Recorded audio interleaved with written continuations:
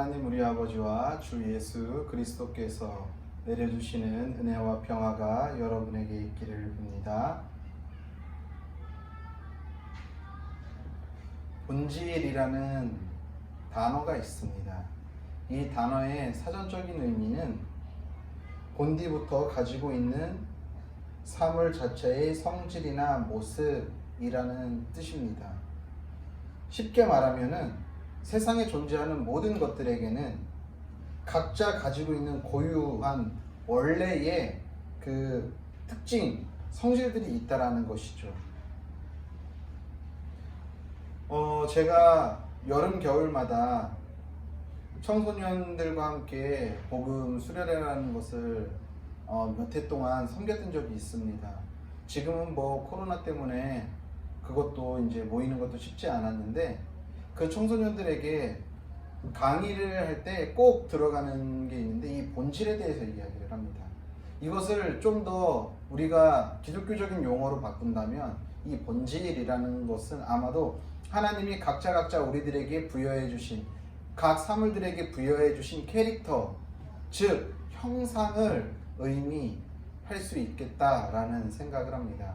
무슨 말이냐면요, 모든 피조물마다 각자의 특징 맞게, 그 특징에 맞게끔 살아갈 수 있도록, 그래서 그 특징을 가지고서 살아가는데 그것으로 살아가야지 자연스럽다라는 거죠. 예를 들어 이런 거예요. 닭의 특징은 뭐냐면은 날개는 비록 있지만 닭은 날 수가 없잖아요. 그래서 닭의 본질은 어떤 겁니까? 땅바닥에 있는 작은 벌레들을 쪼아 먹거나 혹은 곡식을 쪼아 먹는 게 닭의 일이죠. 그런데 만약에 그 닭을 키우는 어떤 주인이 이 녀석은 딱 봐도 닭이 좀 돼 보여요. 훌륭하게 생겨가지고, 야, 너는 닭 중에서도 정말 멋있게 생겼으니까 너는 아마도 닭이 아니었을 거야. 너는 독수리였을 거야. 그러니까 독수리처럼 높게 날 수 있어. 그래서 이 닭을 절벽에서 독수리처럼 날라고 던져버리면 이 닭이 어떻게 될까요? 아마도 절벽에서 추락해 죽고 말겠죠. 왜요? 닭의 본질은 높이 날 수 있는 특성이 있는 동물이 아니거든요. 독수리는 높게 날지만, 야, 너가 독수리처럼 멋있게 잘생겼기 때문에 너는 독수리가 될 수 있어 라고 해가지고 절벽에서 던지면은 그 닭의 인생은 괴로워진다는 것이죠. 이렇게 자신의 본질을 찾아 그 본질에 맞게 사는 삶이 참으로 중요하다라는 것입니다. 우리 사람은요, 하나님께서 우리를 창조하셨을 때 우리를 왜 창조하셨을까요? 우리에게도 하나님이 우리를 창조하신 데에는 그 이유와 목적, 그래서 우리를 창조한 그 형질대로, 본질대로, 그리고 형상대로 우리가 살아가야지 그것이 자연스러운 거죠. 하나님이 처음 계획하시고 하나님이 처음 생각했던 방법으로 우리가 살아가야지 우리가 자연스러운 삶을 살아가는데, 우리의 삶이 자연스럽지 않은 이유는 우리의 본질을 거슬러서 살아가고 있기 때문에 우리의 삶이 부자연스럽다라는 것입니다. 하나님이 우리에게 부여하신 본질은 무엇일까요? 그것은 다름이 아니죠.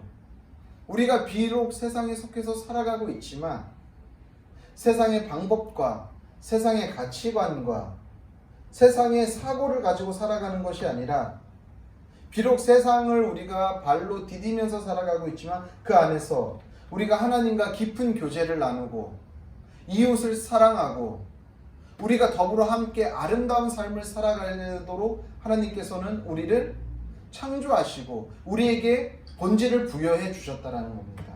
그런데 우리가 하나님과의 관계도 멀어지고 이웃들과의 관계도 멀어지고 독불장군식으로 나 혼자 살아간다면은 하나님이 우리에게 부여하신 그 본질에 맞는 삶을 우리는 살아가지 못하는 것이죠. 그렇게 되면 결국에는 하나님과도 멀어지고 세상에서 이웃과 사랑의 실천을 해야 할 이웃과도 거리가 멀어지면서 결국에는 나 스스로 고립될 수밖에 없다는 것입니다. 이것이 하나님이 우리를 창조한 목적에 바르게 살아가는 우리의 모습이겠죠. 성도들의 본질일 것입니다. 오늘 본문을 보면은요, 두 부류의 사람이 등장을 합니다. 오늘 우리가 함께 읽은 본문을 보면은 총 4명의 사람이 등장을 해요. 어떤 사람이 나오냐 하면은 사울이라는 사람이 등장을 합니다. 그리고 사울의 아들인 누가 등장하죠? 요나단이 등장을 해요. 그리고 요나단의 무기를 들고 있는, 요나단 옆에서 수종을 드는 이름 모를 무기든 병사 한 명이 등장을 합니다. 그리고 아히야라는 제사장이 등장을 합니다. 이렇게 짝을 나눌 수 있을 것 같아요. 요나단과 이름은 모르지만 요나단의 무기를 든 병사가 한 그룹, 그리고 사울과 아히야가 한 그룹입니다. 아히야는 오늘 성경에서 말하고 있습니다. 뭐라고 말하냐면요, 이렇게 3절에 기록하고 있죠. 아히야는 에봇을 입고, 에봇은 제사장을 상징하는 옷이잖아요. 제사장이라는 말이겠죠. 에봇을 입고 거기 있었으니, 거기는 어디냐면은 지금 블레셋과 이스라엘이 대치하고 있잖아요. 거기 지금 전쟁터에 나와 있다라는 거예요. 그는 이가봇의 형제 아히두베의 아들이요 비느하스의 손자요 실로에서 여호와의 제사장이 되었던 엘리의 증손이었더라. 다 여기 나오는 사람 이가봇 그리고 아히두 비느하스 다 모른다 할지라도 우리에게 아주 익숙한 이름이 하나 등장하죠. 누구요? 엘리의 증손자라는 거예요. 비느하스가 전쟁에 나가서 죽잖아요. 하나님의 계를 가지고. 그리고 비느하스가 아이를 낳을 때 그때 이가봇을 낳거든요. 그러면서 이가봇의 형제라는 거죠. 그러니까 제사장 가문을 지금 의미하는 거예요. 굳이 이 아히야라는 이 제사장이 굳이 들어오지 않아도 되는데 지금 이 본문에 들어와서 사울과 짝을 이룬 데에는 분명한 무슨 의미가 있겠죠. 괜히 여기에 이 아히야라는 인물을 놓진 않았을 겁니다. 그런데 이 본문을 보면서 저는 그런 생각을 했어요. 요나단과 이름 모를 모기를 든 병사와 한 그룹을 이루고, 그리고 사울과 이 아히야라는 제사장이 한 그룹을 이뤄서 서로 대조를 하고 있는데 왜 지금 이들을 대조를 하고 있을까? 무엇을 보게 하는 것일까? 라는 생각을 하게 되었습니다. 요나단과 함께 무기를 든 사람의 이름은 나오지 않아요.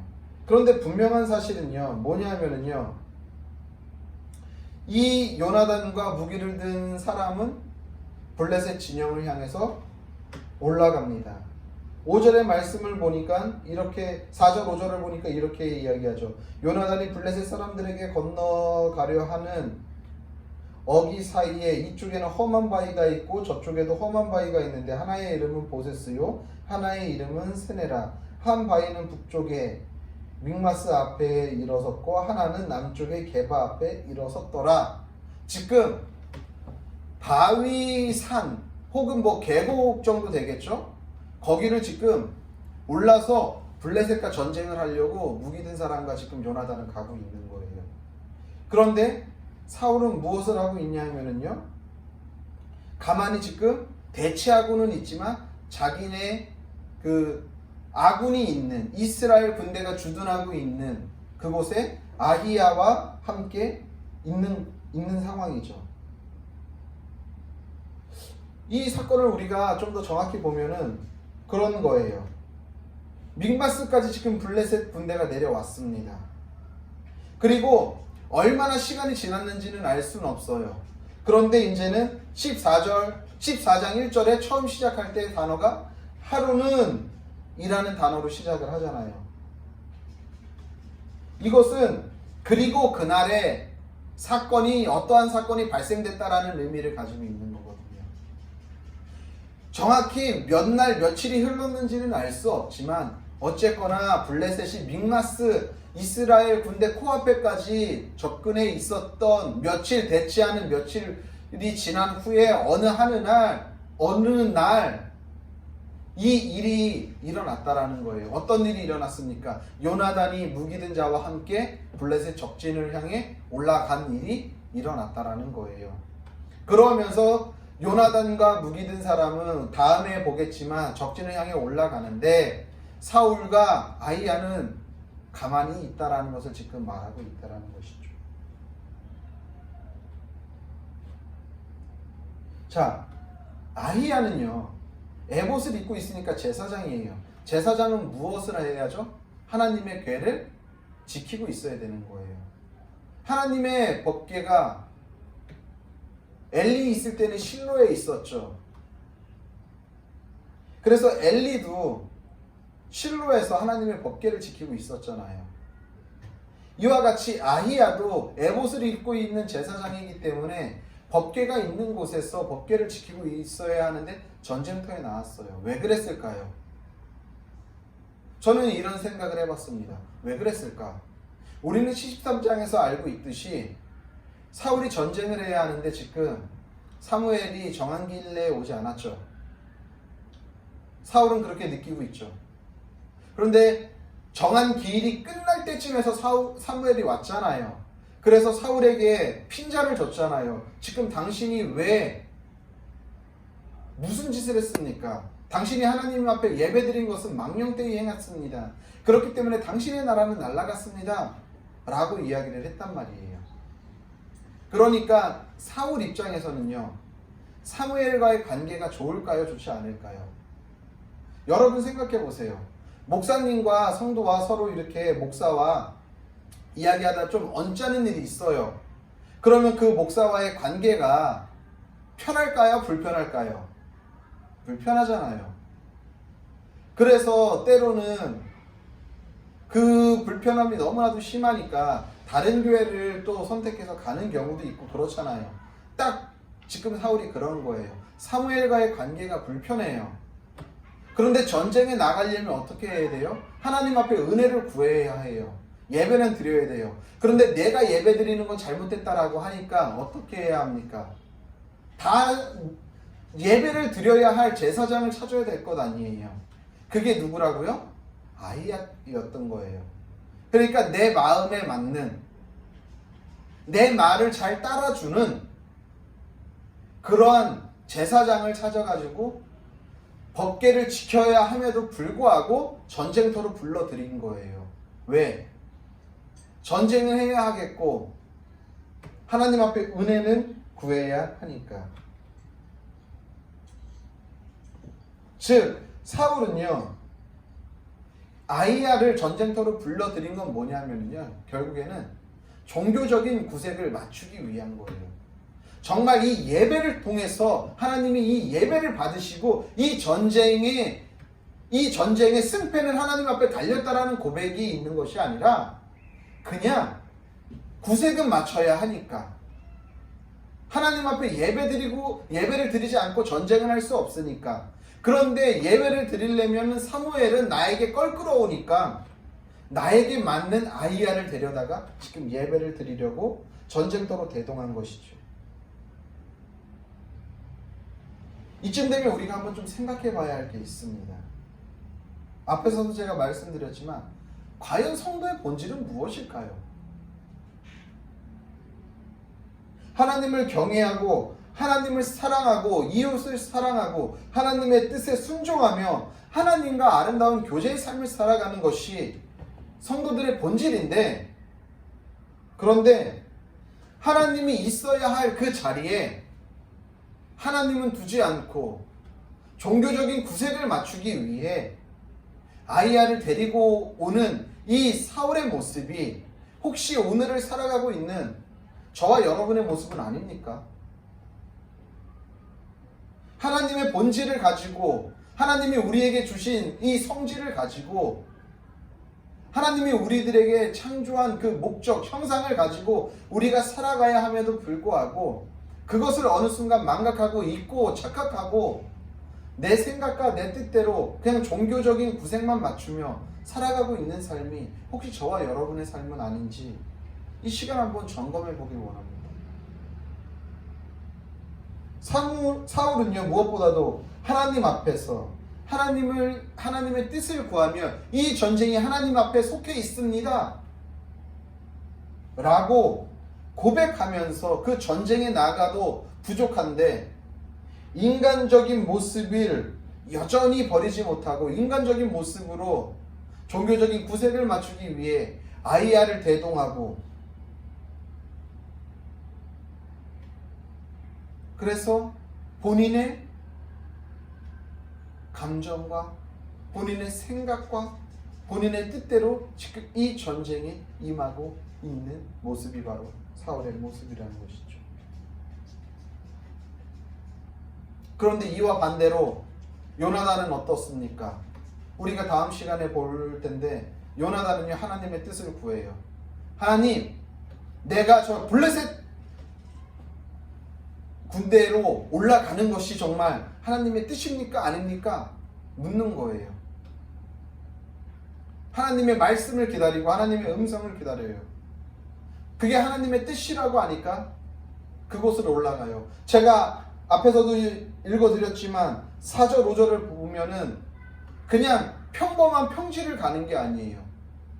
믹마스라는 곳이 어떤 지역인지는 제가 가보지 않아서 모르겠지만 아마도 지금 요나단의 모습을 보면은 험한 바위를 기어 올라가는 거 보니까 블레셋이 믹마스에 진쳤을 때는 좋은 지형을 잡고서 군사적으로 좋은 지역에서 자리를 잡은 것 같아요.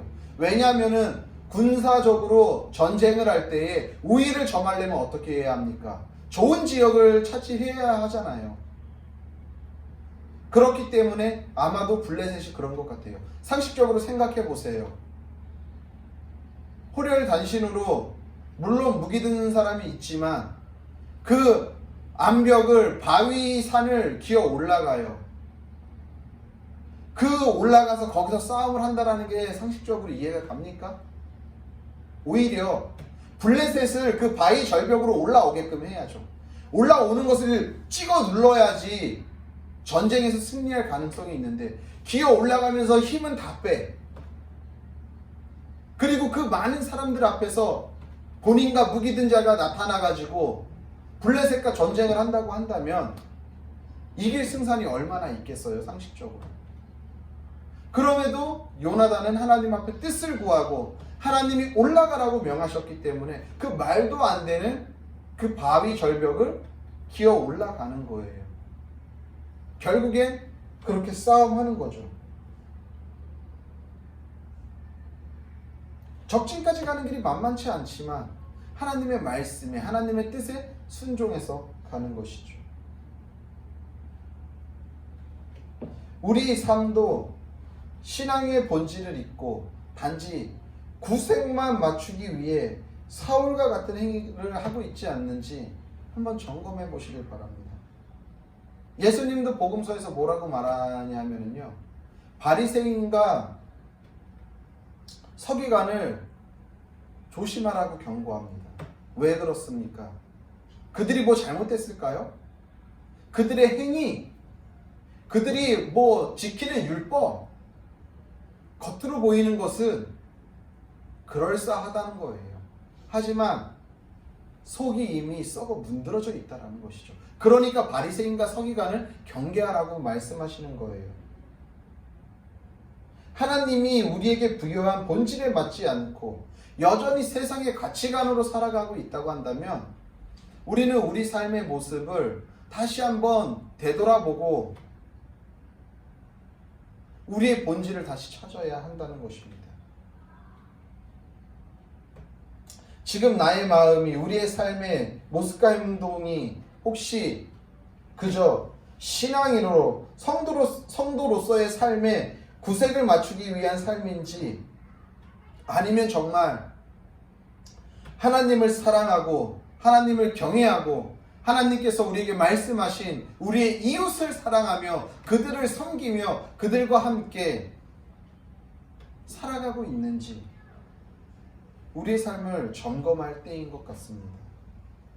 요나단과 무기 든 소녀는 보기에는 보잘것없어요. 어떠한 구색도 갖추지 않았어요. 그렇죠? 전술도 없어요. 하지만 하나님의 말씀을 믿고 나아가는 거예요. 하나님의 뜻에 순종하는 거예요.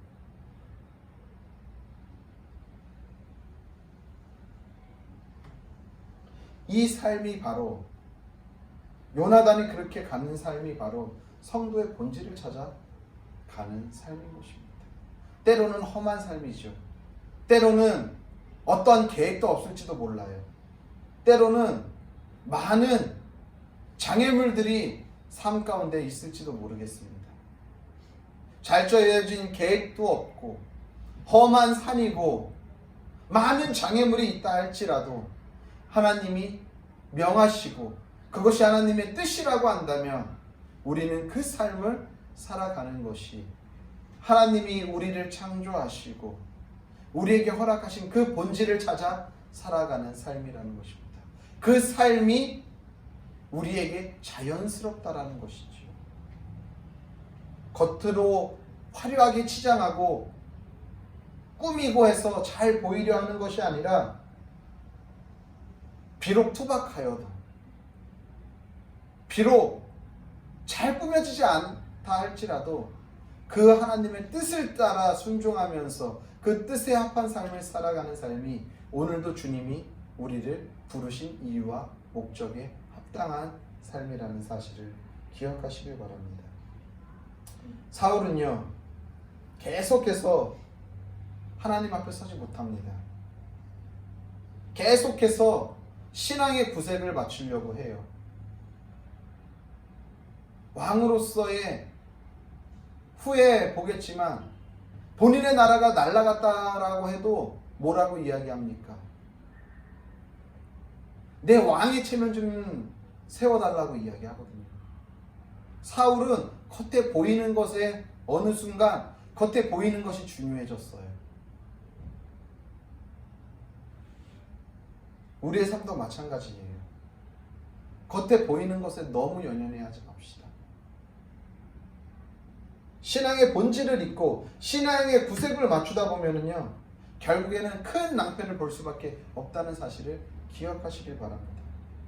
사랑하는 성도님들, 성도의 본질은 다른 데 있는 것이 아닙니다. 상황과 환경, 형편이 어떠하든 간에 그곳에서 하나님을 사랑하고 하나님의 뜻을 기다리며 하나님 말씀에 순종하며 살아가는 것이 성도의 본질이라는 것이죠. 우리 삶의 본질은 다른 것이 아니라 하나님이 우리를 창조한 목적에 맞게 살아가는 거예요. 그런데 악한 세력은 우리가 그렇게 살아가는 것을 살아가지 못하도록 계속해서 회방하고 방해를 놓는 것이죠. 그저 구색만 맞춰도 잘 알고 있어 라고 하면서 계속 겉모습만 치장하게끔 만든다는 것입니다.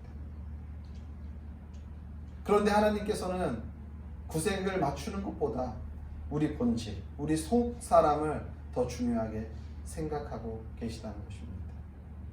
사무엘상 15장 22절에서 사무엘이 뭐라고 이야기합니까? 사울에게 순종이 제사보다 낫고 듣는 것이 순양의 기름보다 낫습니다 라고 말하는 것이 이 내용인 것입니다. 오늘도 우리에게 하나님께서 말씀하십니다.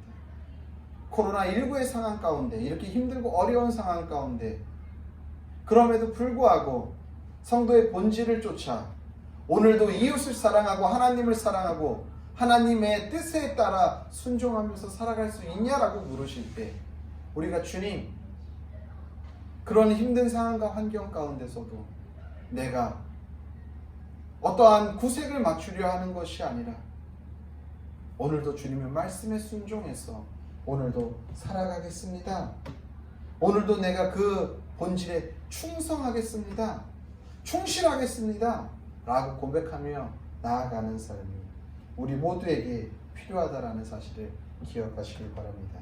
부디 우리 모두는 오늘도 성도의 본질이 하나님을 사랑하고 이웃을 사랑함으로 인해 아름다운 삶을 만들어내고 하나님 말씀에 순종하며 살아가는 성도님들의 삶이 되시기를 예수님의 이름으로 간절히 소원합니다. 기도하겠습니다. 이제는 우리를 위하여서 십자가에 달려 죽으신 예수 그리스도의 은혜와 그의 아들을 아낌없이 십자가에 내어주신 하나님 아버지의 영원하신 사랑과 성령의 교통하심과 위로하심과 역사하심과 충만하심이 오늘도 성도들의 본질을 찾아 하나님 말씀의 뜻에 순종하며 살기로 결단한 성도들 머리 위에와 그들의 가정과 섬기는 교회와 나라와 민족과 더 나아가 세계 열방 가운데 이제로부터 영원히 함께 계시기를 간절히 축원하옵나이다. 아멘.